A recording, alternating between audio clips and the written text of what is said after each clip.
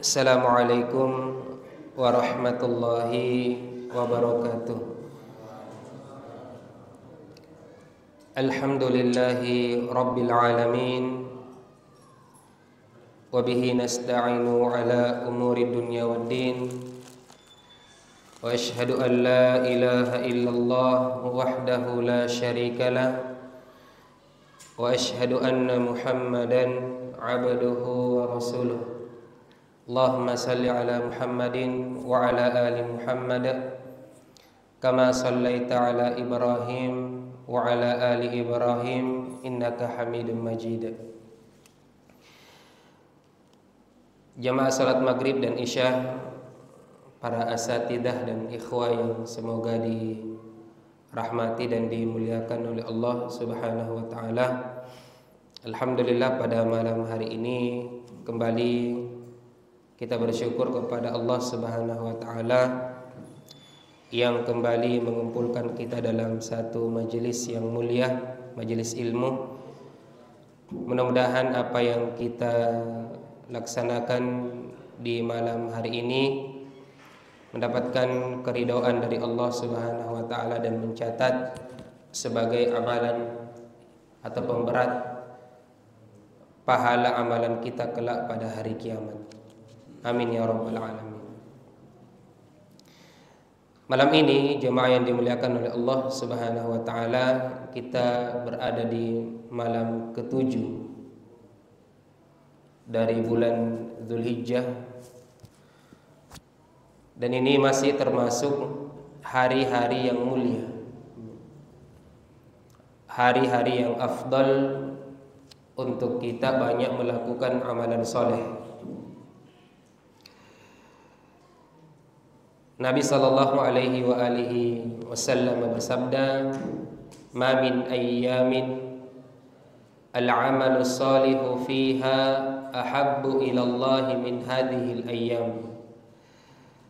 Tiada hari-hari di mana amalan soleh lebih dicintai oleh Allah Subhanahu wa taala untuk kita kerjakan melainkan hari-hari ini.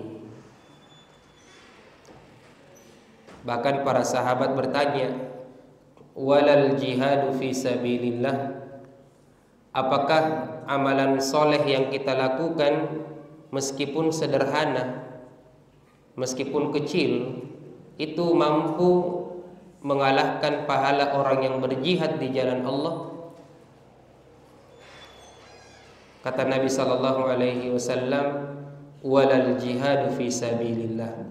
Amalan sederhana, amalan soleh yang sederhana yang kita lakukan di hari-hari ini, di 10 awal bulan Dzulhijjah, itu mengalahkan atau bahkan mengalahkan pahala orang yang berjihad di jalan Allah Subhanahu wa taala.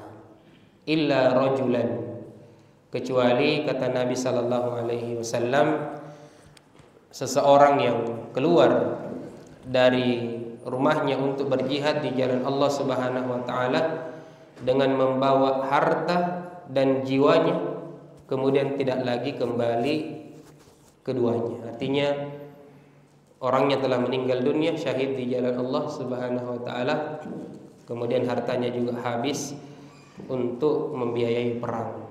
Inilah satu golongan yang akan mengalahkan pahala yang kita lakukan di 10 awal bulan Dzulhijjah ini. Sampai jihad juga di jalan Allah Subhanahu wa taala itu terkalahkan. Ya. Makanya kata para sahabat, beliau ketika bertanya kepada Nabi sallallahu alaihi wasallam, dan mereka menyangka jangan sampai Nabi lupa bahwasanya jihad adalah amalan yang paling terbaik, tidak ada lagi di atasnya. Sebagaimana sabda Nabi sallallahu alaihi wasallam, "Ra'su al-amri al-Islam wa 'amuduhu as-salat wa dirwatu sanamihi al-jihadu fi sabilillah." Segala urusan itu adalah al-Islam, atau inti segala urusan al-Islam. Artinya ketika seseorang tidak beragama Islam, maka amalannya tidak terhitung. Dan tiangnya adalah salat. dan puncak daripada keislaman ini adalah berjihad di jalan Allah Subhanahu wa taala. Ya. Maka ya, kami mengingatkan ya kepada diri kami dan kepada kita semuanya, manfaatkan ya sisa beberapa hari lagi. Ya. Masih ada ya kurang lebih 3 hari lagi ya kita bisa memaksimalkan amalan-amalan soleh. Ya. Amalan soleh apa saja kata para ulama kita? Ya. Silakan memperbanyak amalan soleh, kemudian memperbaiki kualitasnya. Ya. Karena kualitasnya inilah yang dihitung oleh Allah Subhanahu wa taala. Makanya amalan yang terbaik ya kata para ulama kita bukan yang amalan yang paling banyak sebenarnya, adalah kecuali ya mereka yang bisa memadukan antara memperbaiki kualitas dan memperbanyak kuantitas. Ya. Allah Subhanahu wa taala berfirman dalam Al-Qur'an, "Faman kana yarju liqa'a rabbih falyamal 'amalan salihah wa la yusyrik bi ibadati rabbih ahada." Ngantuk itu. Ya. Jemaah yang dimuliakan dan semoga dirahmati oleh Allah Subhanahu wa taala, kami menyebutkan beberapa poin lagi ya untuk murojaah ya amalan-amalan yang dianjurkan ya di hari atau di 10 awal bulan Dzulhijjah. Yang pertama adalah banyak berzikir. Ya.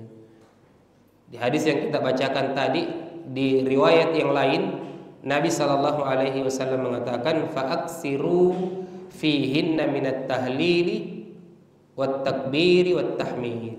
Ya, ketika kalian berada di 10 awal bulan Dzulhijjah, maka perbanyaklah tahlil kalimat la ilaha illallah. Kemudian perbanyaklah takbir, ucapan Allahu Akbar, dan yang ketiga adalah memperbanyak tahmid, yaitu ucapan alhamdulillah ya. Dan ketika kita merangkai ketiga kalimat ini, maka jadilah kalimat takbiran ya. Jadilah kalimat takbiran. Allahu Akbar, Allahu Akbar, la ilaha illallah, Allahu Akbar, Allahu Akbar, walillahil hamd ya. Zikir ini dianjurkan sejak masuknya 1 Dzulhijjah sampai 10 Dzulhijjah ya. Ini dianjurkan untuk memperbanyak. Makanya ulama kita membagi zikir ini menjadi 2 bagian. Yang pertama zikir mutlak, zikir yang kita lantunkan kapanpun dan dimanapun kita berada. Penting tempat-tempat yang ya, tidak jorok ya. Maka ini yang banyak, harusnya banyak kita lakukan ya. Baik itu di kantor kita misalnya, atau di rumah kita, atau di pasar dan seterusnya ya. Maka banyak kita ya bertakbir dengan takbir ini ya, takbir mutlak. Yang kedua adalah takbir muqayyad yang terikat dengan waktu-waktu salat ya.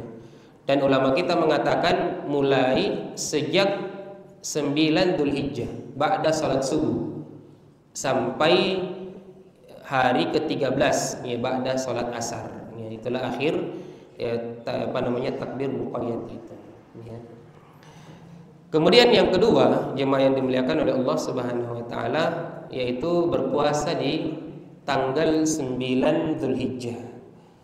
Yang kita kenal dengan puasa Arafah ya. Meskipun ya kemarin kita sudah sebutkan bahwasanya barang siapa di antara kita yang mampu untuk berpuasa mulai dari tanggal 1 sampai tanggal 9, maka ini yang paling afdal ya. Hadis yang kita sebutkan kemarin ya datang dari Hafsah ya, istri dari Nabi sallallahu alaihi wasallam.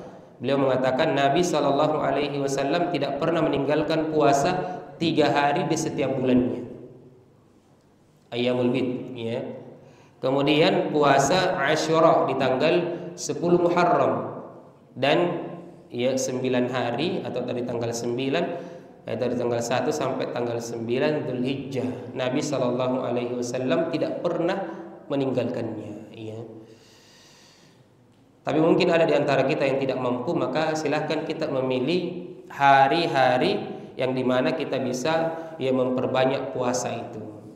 Tapi pun kalau misalnya tidak mampu, maka minimal jangan kita meninggalkan di tanggal 9-nya ya. Kata Nabi sallallahu alaihi wasallam, siyamu yaumi Arafah ahtasibu 'ala Allahi an yukaffira sanatal madiyah wal baqiyah. Puasa Arafah, ya, saya berharap kepada Allah Subhanahu wa taala dan harapan Nabi sallallahu alaihi wasallam pasti diterima oleh Allah, ya.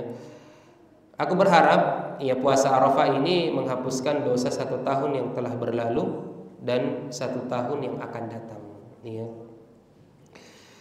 Namun yang dihapuskan di sini adalah dosa-dosa kecil, ya. Adapun dosa-dosa besar, ya, kata para ulama kita, maka membutuhkan taubatan nasuha, ya, atau taubat yang sebenar-benarnya. Di samping berpuasa di bulan atau di tanggal 9 Dzulhijjah, ya, ada amalan yang lain, yaitu banyak berdoa kepada Allah Subhanahu wa taala. Ya, jadi di samping kita berpuasa, dan kata Nabi sallallahu alaihi wasallam, orang yang berpuasa, ya, doanya itu tidak ditolak oleh Allah Subhanahu wa taala. Apatah lagi bertepatan dengan tanggal 9 Dzulhijjah, hari Arafah. Dan Nabi sallallahu alaihi wasallam pernah bersabda, ya, khairud du'ai doa yauma Arafah, al-qamaqan, ya. Doa yang terbaik untuk kita panjatkan adalah doa di hari Arafah, ya. Doa yang terbaik untuk kita panjatkan kepada Allah Subhanahu wa taala adalah di hari Arafah. Maka perbanyak doa. Kemudian, ya, amalan yang lain yaitu berzikir, ya, berzikir kepada Allah Subhanahu wa taala dengan lafaz yang datang dari hadis Nabi sallallahu alaihi wasallam, yaitu kita banyak, ya, berzikir dengan kalimat la ilaha illallah wahdahu la syarikalah lahul mulku wa lahul hamdu wa huwa ala kulli syai'in qadir, ya. Ini, ya, 3 amalan yang dianjurkan di tanggal 9 Dzulhijjah, ya. Kemudian amalan yang lain, ya, yaitu salat Id. Salat Id ini ulama kita berbeda pendapat. Ada di antara mereka yang mengatakan wajib, ya. Salat Id wajib. Dalilnya karena Nabi sallallahu alaihi wasallam menyuruh kaum muslimin, bahkan para wanita, ya, itu disuruh oleh Nabi sallallahu alaihi wasallam untuk datang ke lapangan atau datang di tempat, ya, salat, ya. Kata para ulama kita, ini menunjukkan wajib, ya, karena kalau tidak maka Nabi sallallahu alaihi wasallam tidak menyuruh, ya. Sebagaimana salat-salat 5 waktu, Nabi sallallahu alaihi wasallam atau Allah Subhanahu wa taala tidak mewajibkan wanita untuk datang ke masjid.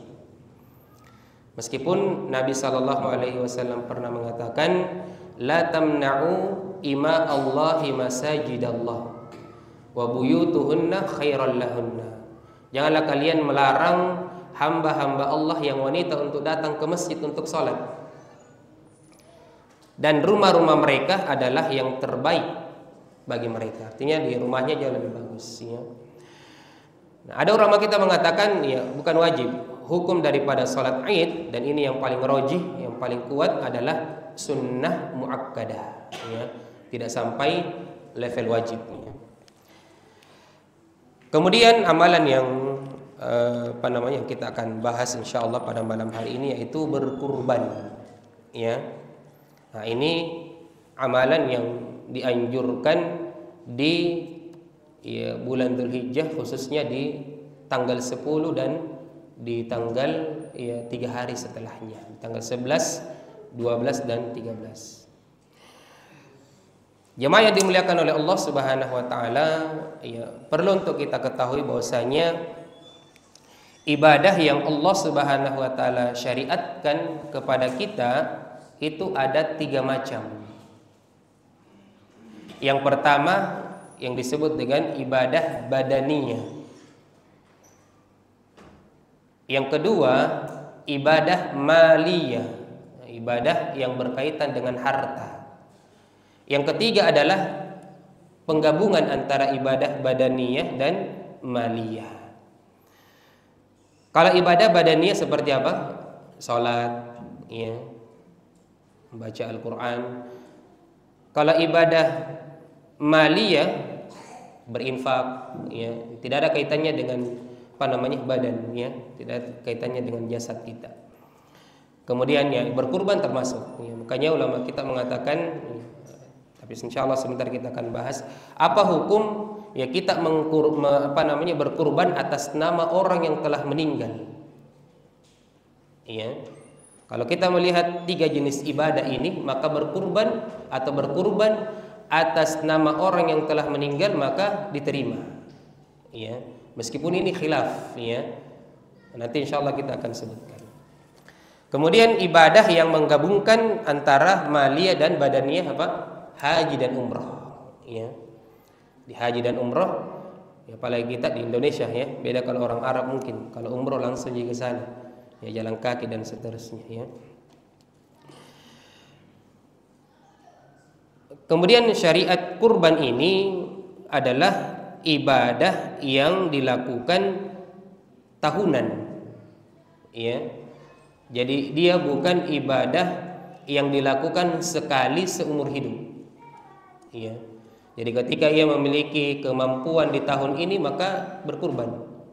Kemudian memiliki kemampuan di tahun depan juga seperti itu. Ya, kenapa? Karena ibadah ini adalah ibadah tahunan, ya. Allah Subhanahu wa taala mensyariatkan ibadah kepada hamba-hambanya dengan waktu yang beragam. Ya. Ada ibadah yang kita kerjakan sekali seumur hidup. Ibadah apa itu? Sekali seumur hidup kita lakukan. Apa? Haji. Haji bisa didobel, ya. Tiap tahun kalau haji. Akikah itu ibadah sekali seumur hidup. Jadi jangan ulangi akikah tak, ya. Apalagi khitan, sunat, ya. Ada yang mau disunat 2 kali? Tidak ada, ya. Jadi ini ibadah yang dikerjakan sekali seumur hidup. Ada ibadah yang kita kerjakan sekali setahun. Apa? Puasa Ramadan, kemudian salat Id, ya. Zakat, ya, dan seterusnya. Ada ibadah yang kita lakukan sekali sebulan. Apa? Ibadah Ayyamul Bid, ya. Ada ibadah sekali sepekan, salat Jumat, ya. Dan ada ibadah yang kita kerjakan harian, yaitu salat 5 waktu, ya. Jangan ada di antara kita yang ibadah seharusnya ibadah itu adalah ibadah harian, kita jadikan ibadah sekali setahun. Jadi salat Id baru salat, ya. Nauzubillah, ya. Jadi jemaah yang dimuliakan oleh Allah Subhanahu wa taala, ini pensyariatan yang Allah Subhanahu wa taala syariatkan kepada kita, ya. Kemudian apa hukum daripada berkurban ini? Ulama kita berbeda pendapat masalah ini. Yang pertama, ada yang mengatakan wajib, ya, berdasarkan hadis Nabi sallallahu alaihi wasallam, man lahu sa'yun falam yudhi fala yaqrabanna musallana. Barang siapa yang memiliki kemampuan kemudian tidak mau berkurban, maka tidak usah ia mendekati tempat sholat kami. Kata para ulama kita, Nabi Shallallahu Alaihi Wasallam mencela orang-orang yang memiliki kemampuan untuk berkurban dan tidak mau berkurban. Ini menunjukkan bahwasanya berkurban itu wajib, ya. Karena kalau, ya, sesuatu yang sunnah maka tidak mungkin seseorang itu dicela, ya. Misalnya kita tidak sholat sunnah rawatib, tidak ada celaan. Kenapa? Karena memang sunnah, ya. Berbeda ketika kita meninggalkan yang wajib, ya, maka itu tercelah di sisi Allah Subhanahu wa taala. Maka ini hukum yang pertama. Hukum yang kedua, berkurban adalah sunnah muakkadah, dan ini yang paling rajih. Ini yang paling kuat, ya, dari pendapat yang ada. Berdasarkan hadis Nabi sallallahu alaihi wasallam, man ra'a khilala Dzulhijjah, barang siapa yang melihat, ya, bulan atau masuknya bulan 1 Dzulhijjah, fa arada ahadukum an yudhi, maka salah seorang di antara kalian yang ingin berkurban, falyumsik an sya'rihi wa adfarihi, maka hendaknya ia menahan dan tidak memotong rambut dan kukunya. Ulama kita mengatakan Nabi Shallallahu Alaihi Wasallam bersabda, man aroda, barang siapa yang mau. Ini kan ada pilihan. Siapa yang mau, siapa yang tidak. Ya. Kalau sesuatu yang wajib, mau atau tidak, kita harus kerjakan. Tetapi Nabi Shallallahu Alaihi Wasallam mengatakan, dan salah seorang di antara kalian ingin berkurban atau mau berkurban, maka janganlah dia memotong rambut dan kukunya. Nah, atas dasar inilah ulama kita mengatakan hukum daripada yang kuat, yang paling rajih, hukum daripada berkurban adalah sunnah muakkadah dan tidak wajib. Ya. Meskipun sekali lagi ini sangat dianjurkan oleh Nabi Shallallahu Alaihi Wasallam. Kemudian jemaah yang dimuliakan oleh Allah Subhanahu Wa Taala, unsur daripada fikih kurban yang pertama adalah aturan memilih hewan. Ya, karena terbagi menjadi 3. Yang pertama adalah aturan memilih hewan kurban. Kemudian yang kedua adalah aturan menyembelih. Dan yang ketiga adalah aturan mendistribusi atau membagikan kepada mereka-mereka yang berhak untuk mendapatkannya. Yang pertama, jemaah yang dimuliakan oleh Allah Subhanahu Wa Taala, adalah aturan memilih hewan kurban. Ya, ini juga terbagi menjadi 3. Yang pertama adalah jenisnya. Nabi Shallallahu Alaihi Wasallam mengatakan yang sah untuk dijadikan kurban adalah bahimatul an'am, yaitu hewan ternak, mulai dari onta, kemudian sapi dan kambing dengan berbagai macam jenisnya. Ya, makanya sapi atau kerbau oleh para ulama kita, ya, mereka mengatakan kurban dengan kerbau sah. Kenapa? Karena dia sejenis dengan sapi, ya. Dan juga termasuk kambing dengan berbagai macam jenisnya. Ya, ada berbagai macam jenis kambing, maka ketika dia memenuhi syarat maka boleh untuk kita kurbankan. Kemudian yang kedua dari sisi usianya, ya. Nabi Shallallahu Alaihi Wasallam pernah bersabda, la tadbah illa janganlah kalian menyembelih hewan kurban illa musinnan, kecuali yang sudah cukup usianya, ya. Illa musinnan. Kalau onta itu genap 5 tahun dan masuk tahun ke-6, ya. Dan ini bisa bersyarikat sampai 10 orang, ya.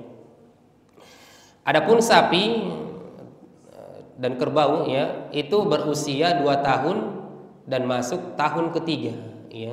Dan ini bisa bersyarikat sampai maksimal 7 orang. Kemudian kambing genap berusia 1 tahun dan masuk tahun ke-2, ya. Dan ini tidak boleh bersyarikat kecuali bersyarikat pahala, ya.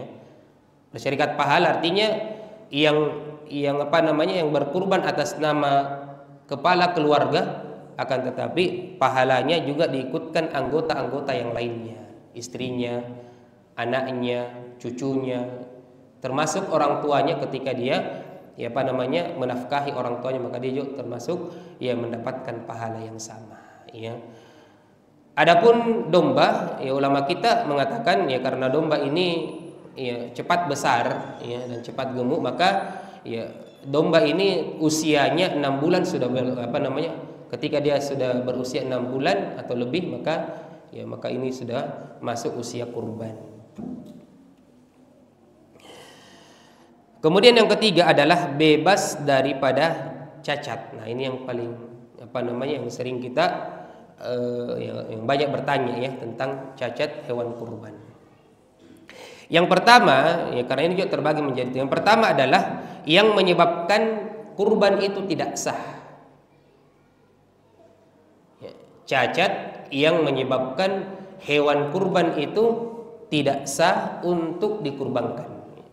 Kata Nabi Shallallahu Alaihi Wasallam, arba'atun la yujzi'u al-adahi. Ada 4 cacat yang tidak pantas dan tidak sah untuk dijadikan kurban.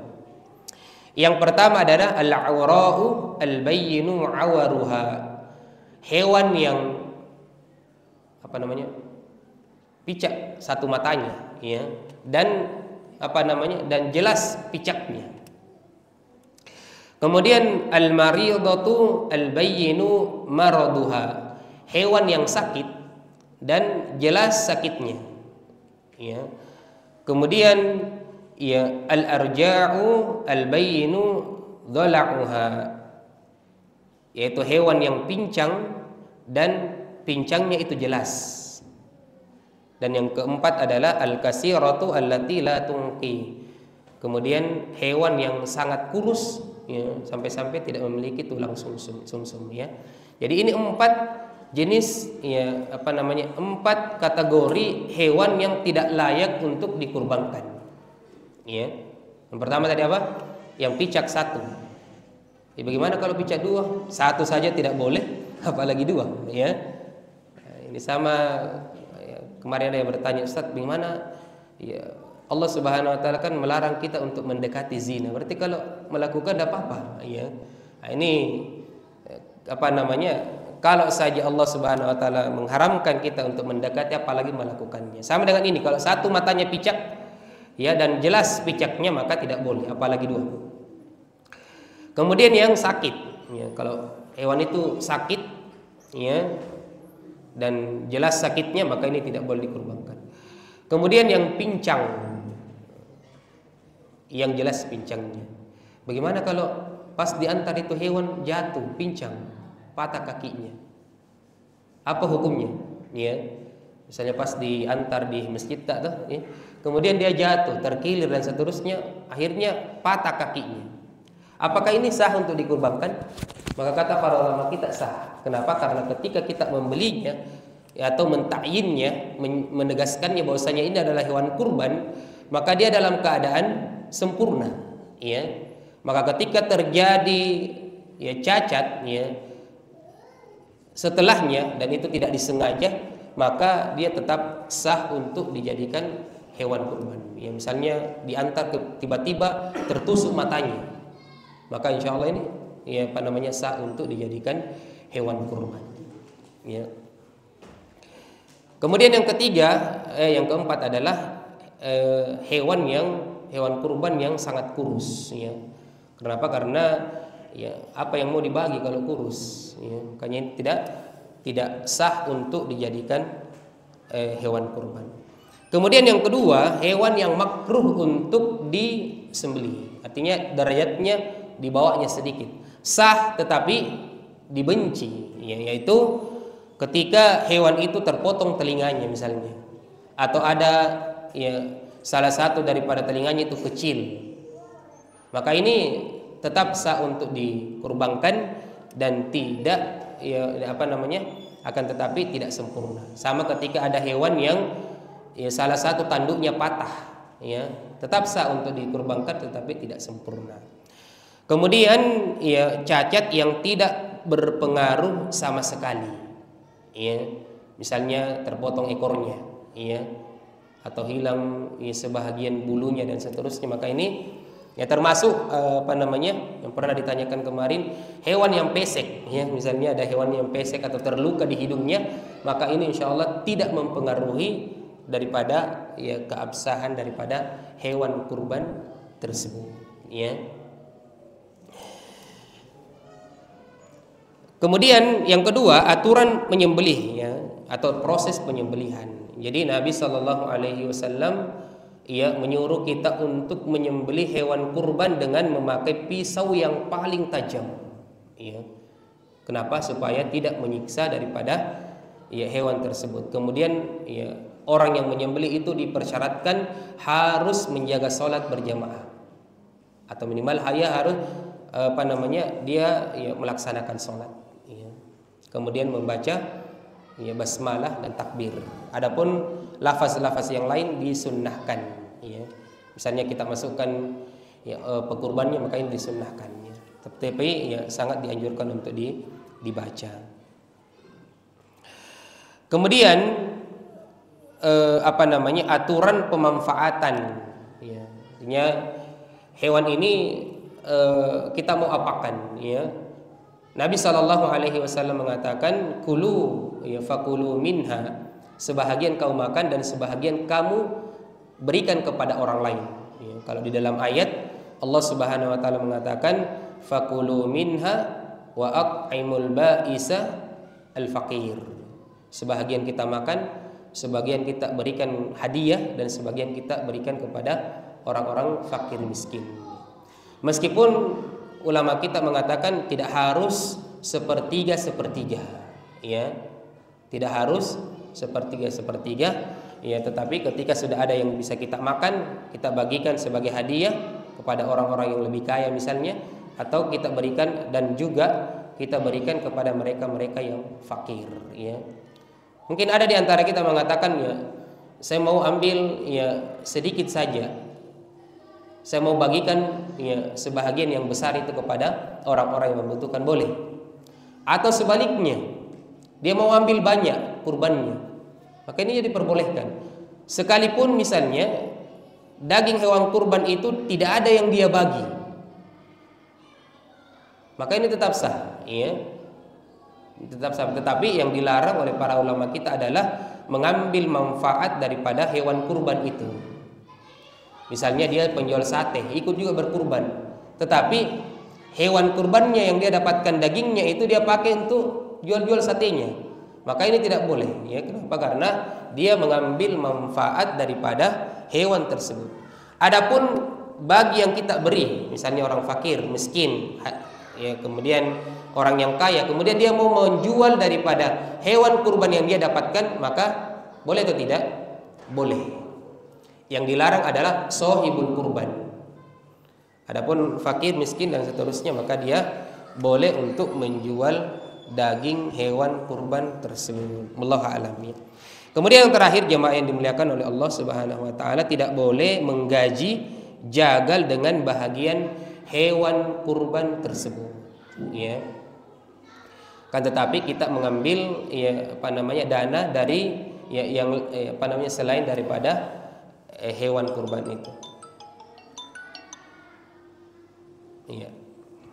Jadi misalnya ada yang mempersyaratkan, saya mau kerja sapi tak Pak Haji, tapi kasih ke kepalanya, iya, kasih ke kakinya. Maka ini tidak boleh. Kenapa? Karena dia menjadi persyaratan di awal, iya.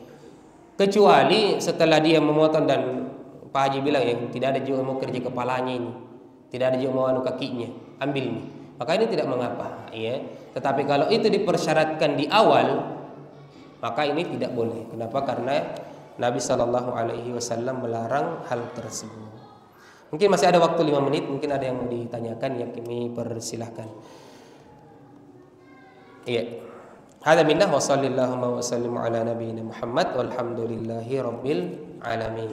Ada yang mau bertanya? Iya, silakan. Salam.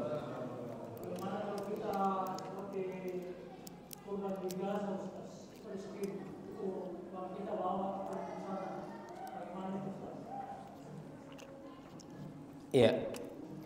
Jadi sebagaimana yang kita sebutkan tadi, kurban yang terbaik sebenarnya adalah yang kita makan sebahagiannya, ya, yang kita sedekahkan dan kita berikan hadiah kepada, atau, ya, berikan hadiah kepada mereka. Tetapi kalau misalnya kita mau berkurban di Gaza, maka juga sah, ya, apalagi mereka saudara-saudara kita yang membutuhkan bantuan, maka insya Allah, ya, mudah-mudahan kita mendapatkan pahala yang lebih, meskipun mungkin kita tidak makan daripada hewan kurban kita, ya, insya Allah sah. Wallahu a'lam. Saya ada lagi?